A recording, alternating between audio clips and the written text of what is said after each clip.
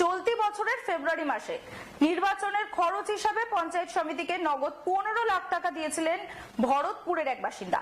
নির্বাচনে জয়লাভের পর বারংবার টাকা চাইলেও হুমকি দিচ্ছেন পঞ্চায়েত প্রধান আলিয়া বেগম।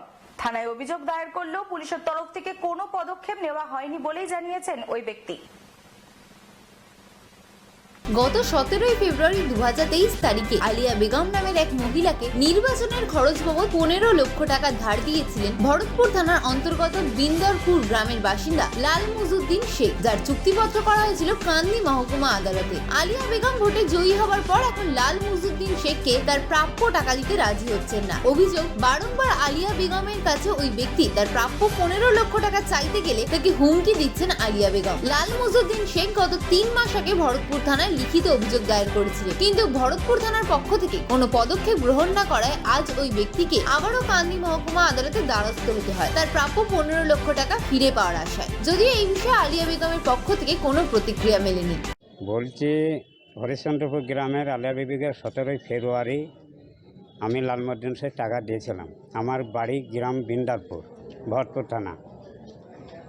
দিয়ে সেই টাকা আনতে যেয়ে আমায় হুমকানি দেয়, মারতে আসে। কে হুমকি দেয়? আলিয়া বেগম। আলিয়া বেগম। কত তারিখে কত টাকা দিয়েছিলেন আপনি? 17 ফেব্রুয়ারি। আলিয়া বিবিকে? হ্যাঁ। আচ্ছা, কত টাকা? 15 লাখ টাকা কেন ধার নিয়েছিল ভোট গ্রহণ করার জন্য। দিয়ে এখন কি বলছে?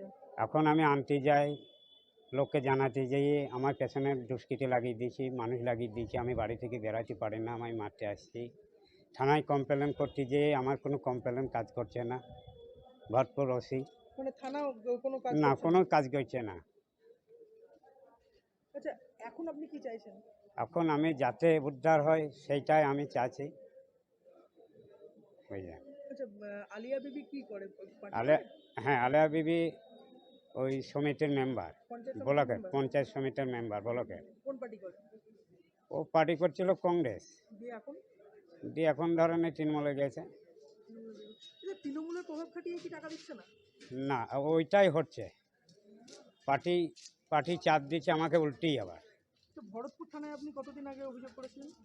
আমি এই 10 মাসের 28 তারিখে, আজ 3 মাস হয়ে গেল, কোনো কাজকাম হচ্ছে না আমার। আচ্ছা, দিয়ে তারপর এখন কোর্টে এসেছে?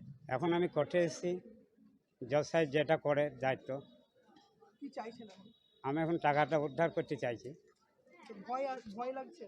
আমার প্রাণে ভয়ে ঘুম হয় না বাড়িতে রাত্রিরে, আমি বাড়ি থেকে বেরোতেই পারি না। কোর্টে আসবো সেই ধান্দাতেও আমি পারি না আসতে। আচ্ছা, যে টাকাটা দিয়েছিলেন, টাকাটা দেওয়ার সময় ও কি বলে টাকা নিয়েছিল, কিসের জন্য? ও টাকাটা নিয়েছিল যে আমি ভোটে দাঁড়িয়েছি, আমি ভোট পড়ে আমি টাকাটা দিয়ে দেবো 3 মাস পরে, এই ধার হিসাবে আমায় নিয়েছিল। কি নাম আপনার? আমার নাম লালমুদ্দিন শেখ, গ্রাম বিন্দারপুর, পিতা মুজাহির শেখ।